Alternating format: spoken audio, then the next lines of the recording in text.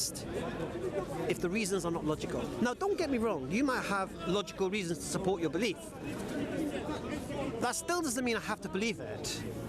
But it doesn't. Then it stops me saying your belief is false or your belief is wrong. Yeah. Sure. So what do you believe? I believe I'm here now. I don't. No, with regards God and all this business. Yeah, I don't have any religious belief, or to be honest, I'll probably say I'm agnostic. So you're in a kind of don't know situation. Yeah, I mean, I don't think we could. I don't think it's for us to comment on it. Really? Why not? You said that your belief from God follows from like your logic. Your belief of God follows from logic, right?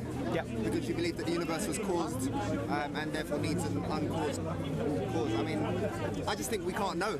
We don't have any evidence. No. But you're saying that. Well, I know. But you're saying about the uncaused causer, because that's why I asked about the problem of the infinite. Did you understand the problem of the infinite regression? Yeah, I mean, you can say, okay, well then who caused God then?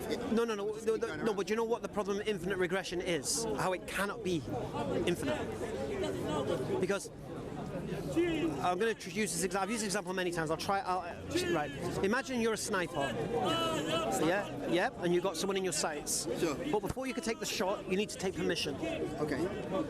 Yeah, and before that person give you permission, they need to take permission. Before that person give permission, they need to take permission. If permission is never given, the shot never gets fired. Sure. Right. This is infinite regression. So there has to be a point where someone says, take the shot, and then it'll come back up the chain. Sure. All right. So if you have a universe, a cause of the universe that needs a cause, then that cause can't exist until that cause exists. But that cause can't exist until that cause exists. And that cause can't exist until that cause exists. And that cause can't exist until... Now, if that goes back infinite, you never have a start point. Can we define cause here? Yeah. When I say cause, I mean what... Well, how would you define cause? I don't know, so I was asking you. So, what is causing? Well, let's go. Let's not make it up. Yeah, that's what I'm saying. So you understand the term of cause and effect, yeah? I mean, in terms of like everyday life. So, in terms of the causing the universe, like, what do you actually mean? No, but what I'm saying is this: if the universe has a cause, whatever that cause is, whatever you want to define that cause to be, yeah, that's a different story. Okay. That's perspective. Okay. Sure. But the principle is there a cause of the universe, and once we have a cause of the universe. To solve the problem of infinite regression, that cause needs to be uncaused. Okay. So when someone says, "Oh, who created God?" for example, then, well, if something's uncaused, nothing created it. Sure. It's just there. Yeah. Yes. Because whatever the original cause is, whatever that uncaused cause is, has to be uncaused. By its nature. Has to be. Okay. It can't be anything else. So there's no don't know about it. Yeah. Now you can say you don't know what the cause is. Yeah. But you can't say you don't know if the cause is uncaused or not. Because if we couldn't have a world today and a universe today if the cause wasn't uncaused. Okay. Because we'd have it. Now you could maybe have 5 causes and then you get the uncaused cause. But then we'd use Occam's razor and just remove the other 4 and we get back to our original creator. Sure. Do you understand? Yeah. Why would we jump to 4 creators? Is irrelevant. You understand the point? Yeah. So this is why the uncaused cause has to be uncaused, obviously. And then it rolls on. If it's uncaused, then it's conscious.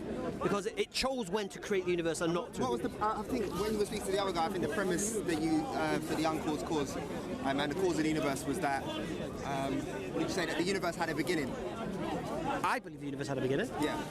He believed the universe had a beginning. Sure. Do you believe the universe had a beginning? I don't know. I don't know. Can we speculate on that? Because okay, I didn't ask you. Do you know? Yeah. Did you believe? Do I believe it? I don't hold a belief about it at all. Well, you either believe it at the beginning or not. I just don't have any belief about it. But yeah, I mean, I would say I actually don't know. So yeah, I don't have a belief on it. I don't think we can. I don't think I'm in a position to have a belief. Do you believe the universe has always been here then? Potentially. Okay. Well, you have a belief, but you don't. I don't know though. How can I say? I don't think we're in a position to say whether the universe is. Well, if you look at scientists like Stephen Hawking and all of these guys, they'll say the universe had a beginning. Okay, but they're saying that it came from the Big Bang, and that was the beginning. But they don't know what caused the Big Bang. Exactly. So, but you know. So whatever. There's other models where it's like Big Bang and then collapse and then go back to. That's M theory. No. It's like I said earlier to the guy. Whatever you believe, you can believe. It's not a problem. Yeah, don't feel I'm gonna. Well, I am with it, but you need to tell me why you believe it. Sure. Now, it's fair enough. But you need to question. You need to question this. Yeah. Because you might not think it matters, but it does matter. Because if the universe did have a cause, if it did have a beginning, then you've got the problem then, potentially, because you can't say the creator doesn't exist. Yeah. Do you understand? So you would have to then look at probabilities of what's more probable. This multiverse business, and then you have to look at fine tuning, and you have to look at all this stuff. Yeah. And could this have all happened by random accident and all that? Do you understand? Yeah. Then you have to look at entropy and all of these things, and then you'll come to the conclusion the universe at one point didn't exist, then it began to exist. Otherwise, where are you going to go? You're going to go with M theory, which is to hardly science, or you're going to go to quantum mechanics and you're going to talk about string theory. But again, this is all pseudo. There's nothing here factual here. Sure. This is just trying to escape into something that you don't have to explain, but you can hold on to, which is fine. I mean, but look. Because here's the thing you got to understand. Okay. In reality, I don't really care what you want to believe. Yeah. All right. I just care that you can't say my belief is wrong. Right now. Now, atheists in this park have a habit of mocking people who believe in God or a creator. They think they have this right, this rational, intellectual, reasonable higher ground that they can stand up and laugh at people who believe in a sky daddy. Yeah. For example, I'm here to show you haven't got a flipping a leg to stand on me. Because you don't know how the universe came into existence. Exactly. So you could be wrong, thinking it happened by accident, or thinking it happened just by some natural phenomena. Could be wrong, mate. Yeah. Yeah? Now, when I ask an atheist, how did the Big Bang happen? They say, I don't know. And I said it earlier. The reason you don't know is because there's no natural explanation. So you don't know them. Because of naturalism. Because if you have an assumption that everything has a natural explanation, then if you don't know a natural explanation, you can't say anything, can you? You have to say, I don't know. Yeah. But if you don't know something, you can't say I'm wrong about what I say about it. So how did the universe begin? I don't know. Oh, well, I believe it happened. They say, no, you're wrong. You don't know. Yeah. So that's my stance. Sure. With the creation of the universe, what kind of time? I know that guy threw out a figure about 13 billion years or something. Irrelevant. For me, it's I know irrelevant. you're Muslim, so what kind of time are you thinking? It doesn't matter. It's irrelevant. I'm not a Christian, are I? No, I know. Okay, but I mean, Doesn't matter. Why doesn't it matter? Why does it matter? Okay, but why can't you answer the question? Okay, I don't know. No, but I mean, do you have a belief about it? Okay, if science says it's 13.8 billion years, I've got no issue to go against it. See, here's the amazing thing you see. People have this idea that science and religion are kind of clashing, all right? And this was true when Christianity represented religion. But Christianity doesn't represent religion now. Islam represents it. Okay? Quarter of the planet are Muslim, all right? We embrace science, as I explained about the Renaissance and all of this stuff, yeah? So I challenge anyone, bring something that's proven scientifically that goes against what Islam teaches. You can't bring me anything. So Islam is completely compatible with science. Unless you want to talk about miracles and such, but then you've got a problem because you're blind to the supernatural. So if the supernatural was happening in front of you, you don't have a model to measure it by. You've got no tool to measure it by. So let's just say, for example, God does exist, and he's a supernatural force. You'll never know if science is your model. So I mean, say something materialized in front of us now. Say, I'm as I say, agnostic here, but say something materialized in front of us now. You'd look for dynamo. You would say, well, what happened there? Yeah, what would you say? I would say, I don't know. That's crazy. And have you seen Dynamo and the bucket of fish? Yeah, I've seen him do you put crazy stuff. All right, okay. But Look, as a Muslim, what would you say? Something materialized, out of thin air, say. Okay, I'm a Muslim. I believe in the supernatural. So I believe the supernatural can happen. So I can believe things that defy physics can occur. Yeah. Yeah? So when people mock Muslims about flying horses and all this nonsense, the way they say it, I have no issue with a flying horse. Because if God, the creator, can create the universe from nothing, I'm pretty sure he can create a horse that flies. And that is obviously, you can hold that belief because they can't get at the principle. No. If they want to get at my principle, all they have to do is disprove the Quran. They have to prove to me that this Quran is written by men, yeah, and that it's just a book like any other book, written of old. Because that's my core reason for believing Islam is the religion that connects to this creator I believe in. See, here's the thing you see. I became a believer in a creator before religion. So I was an atheist, then agnostic. Then I said, you know what? I'll concede a creator, but I don't believe in man-made religion. So my belief in a creator had nothing to do with religion. It was only the religion that could connect me to the creator, though, because I had no means to connect. Okay. I had a means to, talk to the sky, don't get me wrong. Yeah. But I had no means to receive guidance. Sure. Yeah? And then I looked throughout history and how it works, and I can see how God would work. Because we have to relate to the guidance, yeah? There's no point an angel showing us what to do in that sense. Yeah. We need a human being who we can measure ourselves against, who's like me. Yeah. Yeah? So I can follow that example, because if you're going to give someone a role model, they need to be like us. Of course. Yeah, it can't be abstract, it can't be a flipping God. Yeah. It's stupid, isn't it? All right. So this is why I say to Christians sometimes, how can Jesus be your example? You believe he was God. He was never a father, he's never a husband, he's never a businessman, he's never a leader. Yeah. What is it? Yeah. There's nothing to follow there. I don't get it. But with Muhammad ﷺ, we get a man who was a leader, who was a husband, who was a father, who was a diplomat, who was a businessman, all of these things, right? A religious leader. And basically, there's a book written by a guy called Michael H. Hart called The World's 100. Read it. It's a very, very good book. And basically, he's a Christian. And he wrote a book of the most 100 influential, successful people who've ever existed. And he put Muhammad number 1. And he's a Christian. Yeah. So when he was asked, why did you put Muhammad number 1? Put him above God in his eyes. No. He says, because he says, no, he's number 1. So Isaac Newton is number 2. Jesus is number 3. And St. Paul is number 5. All right. And he says, I couldn't put Jesus higher than number 3 because it wasn't him who spread Christianity. It was Paul. Okay. And Paul couldn't have spread Christianity without Jesus. So they needed each other. Sure. All right? Because it's Paul who created Christianity, in the sense it is. Yeah. Okay. But Muhammad ﷺ alone was supremely successful on the secular and religious level in every aspect. So we have this man in history who was successful at everything he did. Yeah? And what does Allah say in the Quran about this man Muhammad? We shall make you, O Muhammad, an example for mankind. So 1400 years ago, the Quran promises that I'll make you an example for mankind to follow. And in the 21st century, we have a man writing a book and putting the man who's the most successful, influential who ever existed, Muhammad. And the man writing it is not a Muslim. Yeah. So it makes you scratch your head a little bit, yeah? So this was the point where I needed a connection to this creator. Christianity didn't cut it for me. Yep. The model of God in the Christianity just seems so barbaric. Yeah. If you read the Old Testament and the genocide that took place, it was unreal. Listen to this, right? Moses goes up to the mountain, and what was the second commandment? Thou shalt not kill. Was it? Thou shalt not kill. Yeah. Right. Then he comes from the mountain, and he sees that the Israelites have started worshipping a golden calf. So then he orders the Levites to put swords by their side and to go through the camp and kill 3,000. Kill your brother and your neighbor. And 3,000 were killed. Now he's just come down from the mountain with thou shalt not kill, right? And 3,000 people are slaughtered as a repentance for them worshipping the golden calf, all right?